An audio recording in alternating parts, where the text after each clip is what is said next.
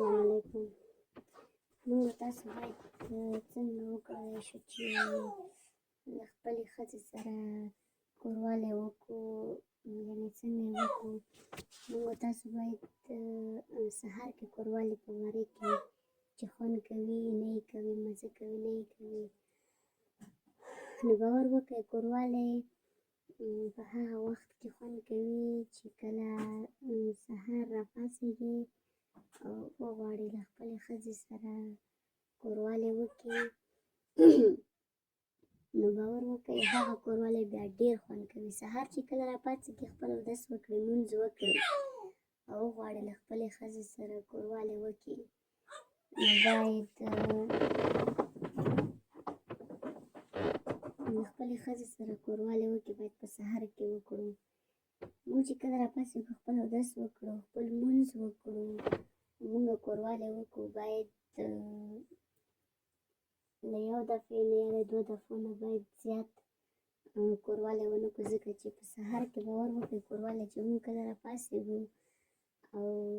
سهار کې هسې چټي د خاوند څیز اوچت وي، نو چې کله ښځې ته ووایي کوروالی کوو، نو باور وکړئ په سهار کې کوروالی کول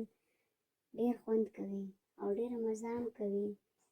نو کله چې موږ تاسو وغواړو د خپلې ښځې سره کوروالی وکړو، نو باید په سهار کې وکړو.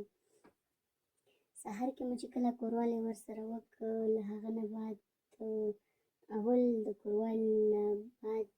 موږ له خپل خاوند سره مینه وکړو، محبت ورسره وکړو،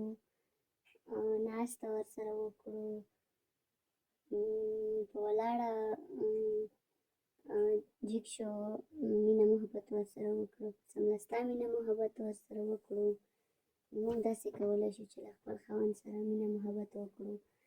هغه نه بعد بیا موږ تاسو کولی شو چې له خپل ښځې سره په سهار کې کوروالی وکړو،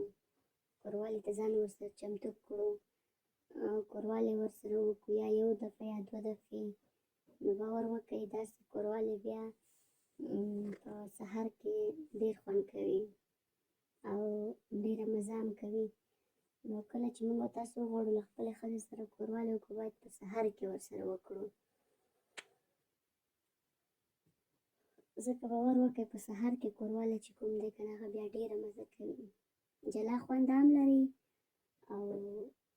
ډېره مزه هم کوي. موږ تاسو باید له خپل خاوند سره په سهار کې کوروالی وکړو، ځکه چې سهار کې کوروالی کول فایده هم لري او بله دا چې د سهار لمونځ هم له موږ څخه نه ځي، کوروالی هم خپل خاوند سره کولی شو، ورځ مو هم ښه تېرېږي، نو باید له خپل خاوند سره په سهار کې کوروالی وکړو. ښه وخت، د الله په امان.